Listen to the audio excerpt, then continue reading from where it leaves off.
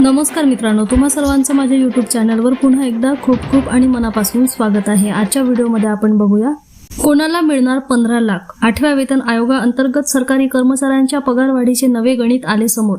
व्हिडिओला सुरुवात करण्याअगोदर तुम्हाला एक विनंती, चॅनलवर पहिल्यांदाच भेट देत असाल तर चॅनलला सबस्क्राइब करा आणि व्हिडिओला एक लाईक करायला विसरू नका। चला तर मग सुरू करूया आजच्या व्हिडिओला। 8वे वेतन आयोग आपल्या शिफारशींना अंतिम रूप देण्याच्या टप्प्यावर असताना पगारामध्ये मोठी सुधारणा आणि थकीत पगाराच्या मोठ्या रकमेचे वाटप होण्याची शक्यता निर्माण झाल्यामुळे केंद्रीय सरकारी कर्मचाऱ्यांच्या अपेक्षा उंचावत आहेत। 1 जानेवारी 2026 पासून अंमलात येणारा 8वा वेतन आयोग पुढील 14 ते 18 महिन्यात आपला अहवाल सादर करण्याची शक्यता आहे। एकदा या अहवालाला मंजुरी मिळून त्याची अंमलबजावणी झाली की या बदलाचा परिणाम लाखो कर्मचाऱ्यांच्या पगार आणि निवृत्ती वेतनाच्या रकमेवर होईल। तसेच या दरम्यानच्या कालावधीसाठीच्या थकीत पगारावरही याचा परिणाम होईल। 15 लाख रुपयापर्यंत थकीत पगार मिळणार। अंदाजानुसार थकीत पगाराचा एरियर्स कालावधी जवळपास 20 महिन्याचा असू शकतो। कर्मचाऱ्यांचा मूळ पगार, पगार श्रेणी आणि अंतिम फिटमेंट फॅक्टर यावर अवलंबून हे थकीत पगार सुमारे 3.6 लाख रुपयापासून ते 15 लाख रुपयापर्यंत असू शकतात। सर्वाधिक लाभ कोणाला?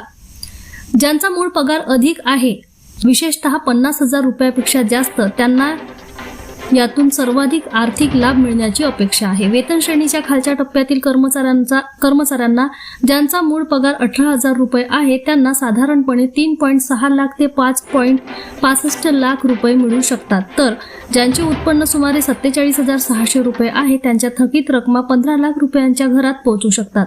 कर्मचाऱ्यांची मागणी काय?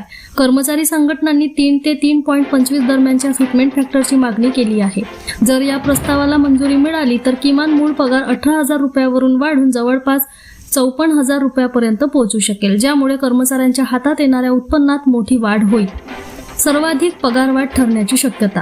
अहवाल सादर होऊन ज्याला मंजुरी मिळाल्यानंतरच अंतिम पगार रचना स्पष्ट होईल। तरीही अपेक्षित सुधारणांवरून असे संकेत मिळतात की अलीकडील वर्षांमधील ही एक अत्यंत महत्त्वपूर्ण पगारवाढ ठरेल, जी कदाचित कौटुंबिक उत्पन्न आणि उपभोग या दोन्हीलाही आधार देणारी ठरेल। 8वा वेतन आयोग। वेतन आयोग ही केंद्र सरकारकडून केंद्रीय सरकारी कर्मचाऱ्यांच्या पगाराच्या रचनेत सुधारणा करण्यासाठी ठराविक कालावधीने राबवली जाणारी एक प्रक्रिया आहे। याचा केवळ सरकारी कर्मचाऱ्यांच्या मूळ वेतनावर आणि भत्त्यांवरच प्रभाव पडत नाही, तर निवृत्ती वेतन आणि निवृत्तीकालीन लाभांवरही याचा परिणाम होतो। या 8व्या वेतन आयोगापूर्वी 7वा वेतन आयोग 2016 मध्ये लागू करण्यात आला होता। वेतन आयोगाच्या शिफारशींच्या केंद्रस्थानी पगार मॅट्रिक्स ही संकल्पना असते। ही एक अशी प्रणाली आहे जी कर्मचाऱ्याचा सेवास्तर आणि सेवेची एकूण वर्षे यावर आधारित पगार निश्चित करते।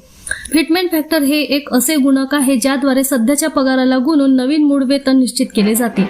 8व्या वेतन आयोगाअंतर्गत या फिटमेंट फॅक्टरमध्ये वाढ होऊन तो 2.57 वरून 2.86 पर्यंत जाण्याची अपेक्षा आहे। पुन्हा भेटू एका नवीन अपडेटसह। धन्यवाद।